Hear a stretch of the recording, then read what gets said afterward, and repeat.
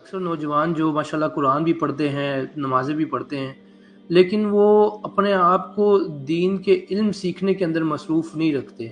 तो ऐसे नौजवान को आप क्या कहेंगे? किस तरह वो अपने अंदर ये शौक़ पैदा कर सकता है, दीन का इल्म हासिल करना और फिर मतलब कि ख़ुसूसन अरबी की ज़ुबान को भी जो है सीखना, इसकी भी कोई अहमियत नहीं है लोगों के अंदर? देखिए जी, बड़ी वाज़ेह सी बात है। आप कुरान भले जितना भी पढ़ें, रोज़ाना एक कुरान का ख़त्म करें, आप हदीस भी जितनी पढ़ें, जब आपको पता ही नहीं है आप पढ़ क्या रहेंगे तो उसका आपकी तबीयत पे असर क्या हो। अब वो नीचे जब उतरेगा ही नहीं, नीचे तो तब उतरेगा जब उसके माने का आपको इल्म होगा। तो अभी हमारा अलमिया जो है ना वो ये है कि अब हम कुरान पढ़ते हैं तो हमें कोई तर्जुमे का पता नहीं है। नमाज पढ़ते हैं तो उसका तर्जुमा कितने लोगों को आता है। तस्बीहात करते हैं तो उसके मुकम्मल मानी पे कितने लोग हैं जो वारिस है, वाकिफ हैं। तो ये सबसे बड़ी कमजोरी हमारी जो है ना वो ये है, जिसकी वजह से हम पढ़ते भी हैं, नमाजें भी पढ़ते हैं, कुरान भी पढ़ते हैं, दुआएं पढ़ते हैं, जिक्र अज़कार करते हैं, लेकिन हमारी इस्लाह नहीं हो पाती। वही जो जो दूसरे लोग मुआशरे के करते हैं वही कुछ हम भी करते हैं। तो उसकी वजह जो है ना वो ये होती है। हाँ, जब आदमी कुरान को पढ़ता है, तदब्बुर से पढ़ता है, उसमें अल्लाह रब्बुल आलमीन का क्या फरमान है, क्या फरमाया है अल्लाह रब्बुल आलमीन ने, तो उसकी जिंदगी जो है ना वो बदल जाती है उसकी। इसमें मैं आपको एक किस्सा सुना देता हूँ। जी। इमाम लुगत के एक बहुत बड़े इमाम हैं, अब्दुल मलिक इब्न कुरैब अल अस्माई। वो अपना किस्सा बयान करते हैं कि मैं क्योंकि वो लुग़वी आदमी थे, मुख्तलिफ कबाइल में जाना, वहाँ उनके लहजे, लुगत, अल्फाज का इस्तेमाल, मानी उसको मुरत्तब करना। तो बयान करते हैं कि मैं एक गाँव में था, एक कबीले में मैं ठहरा हुआ था। तो मेरे पास जो है वो बच्चे पढ़ रहे थे मस्जिद में कुछ, तो एक बद्दू आया। तलवार पकड़ी हुई है उसने और अट्टा-कट्टा जो है वो खौफनाक किस्म का। तो मेरे ऊपर एक चादर थी बड़ी कीमती। तो अब वो देख रहा था, जो जिस तरह वो मेरी तरफ चादर की तरफ देख रहा था, तो मैं समझ गया कि ये कोई गड़बड़ करेगा। तो मुझे कहता है कि हाँ मौलवी साहब, आप यहाँ गांव में क्या कर रहे हैं? आप इस गांव के तो नहीं लगते। तो मैंने कहा कि भाई मैं तो ये बच्चों को कुरान पढ़ा रहा हूँ, कुरान पढ़ा रहा हूँ। तो उसने कहा कि वमल कुरान, ये कुरान क्या चीज है? तो मैंने कहा कि ये कलामुल्लाह है, अल्लाह की कलाम है। तो वो कहते हैं कि अल्लाह कलाम करता है, बोलता है अल्लाह ताला। मैंने कहा हाँ बोलता है, ये उसकी कलाम है। तो उसने कहा कि चल ठीक है, अनशिदनी बैतन मिन्हु। तो फिर इसका एक शेर सुना मुझे।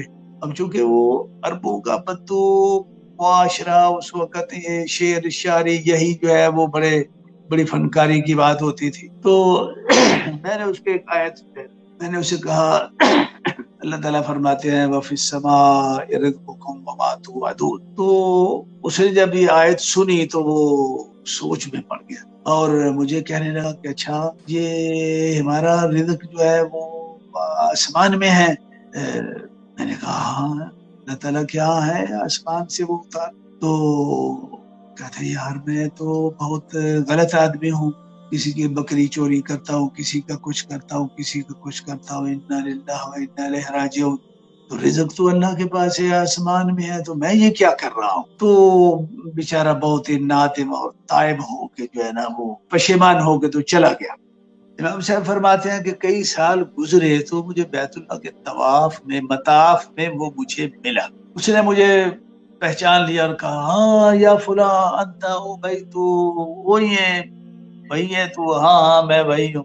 अच्छा अच्छा अच्छा, बिल्लाहि अलैक अनशिदनी बैतन आखर। चलो फिर मुझे एक शेर और सुनाओ यार। तो मैंने उसको अगली आयत जो है फवरब्बिस समाइ वल अर्द इन्नहु लहक्कुन मिस्ल मा अन्नकुम तंतिकून, ये आयत मैंने उसको जो है ना वो सुना दी। वो ये आयत जो उसने सुनी तो वो तो बहुत मुज़तरब हो गया कि ये अल्लाह ने ही फरमाया कि तुम्हारा रिज़्क आसमान पे है, और फिर अल्लाह रब्बुल आलमीन कसम उठा के जो है वो हमें यकीन दिला रहा है कि तुम्हारा रिज़्क जो है वो आसमान पे है। तो उसको बड़ी गैरत आई, उसको बहुत ज्यादा। और वो यही कहते हो यार हम इतने बेगैरत हैं, हम इतने जलील हैं, हम इतने कमीने हैं कि अल्लाह रब्बुल आलमीन को भी हमें कोई बात कसम उठा के जो है वो समझाना और मनाना पड़ रही है।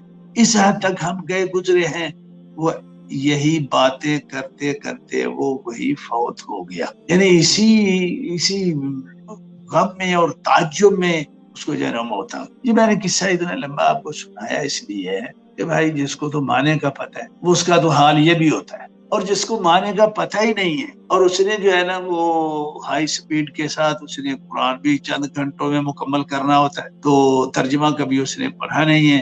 سورہ فاتحہ کی بات ہے، اس پہ ہم مناظرے بھی کر لیتے ہیں کہ یہ نماز میں پڑھنی چاہیے یا نہیں پڑھنی چاہیے، لیکن سورہ فاتحہ کو کبھی ہم نے پوچھا ہی نہیں. ترجمے کے ذریعے ہم نے فاتحہ سے کبھی پوچھا ہی نہیں کہ تو بتا تجھے پڑھیں کہ نہ پڑھیں. اب بتائیے کہ جس کو ترجمہ آتا ہے وہ سورہ فاتحہ چھوڑے گا؟ وہ نہیں چھوڑتا. تو میرا مطلب یہ ہے کہ یہ جتنی بھی ہم نے بے راہ روی ہے، یہ اس کی سب سے بڑی وجہ جو یہ ہے وہ یہ ہے کہ نس فہمی نہیں. نس کا چلو قرآن پڑھ لیا لیکن ترجمے کا پتہ نہیں، اور اگر کسی کو ترجمہ آتا بھی ہے تو اتنی تیزی سے جو ہے نا وہ پڑھتا ہے کہ وہ لفظوں کے ذریعے، حرفوں کے ذریعے جو ثواب ہے وہ اکٹھا کرنے کے چکر میں ہوتا ہے. تو میں آج 3 سپارے پڑھنے میں نے اپنی اتنی منزل پوری کرنی ہے، وہ جو 10 نیکیاں ایک حرف میں مل جائے وہ نیکیاں تو اکٹھی کرتا ہے، لیکن اس کو یہ نہیں پتا ہے کہ بھائی آپ تدبر کے ساتھ، یہ قرآن تعلیم اور تربیت کی کتاب ہے، یہ کوئی محض کو رٹے لگانے کی کتاب تو نہیں ہے. اب تربیت لے کے اس سے غور فکر کے ساتھ چند آیتیں بھی پڑھ لو گے تو وہ افضل ہے، بہتر ہے اللہ کے نزدیک، اور اپنی اصلاح کر لیں گے، ان آیتوں کی تطبیق اپنے اوپر آپ کر لیں گے تو یہ وہ نیکیوں کی تعداد اکٹھی کرنے سے یہ کہیں بہتر. تو اس لیے میں ایسے نوجوانوں سے گزارش کروں گا کہ بھائی آپ ترجمے پہ جو ہے نا وہ توجہ دیں، پھر دیں گے تبدیلی آتی ہے یا نہیں آتی.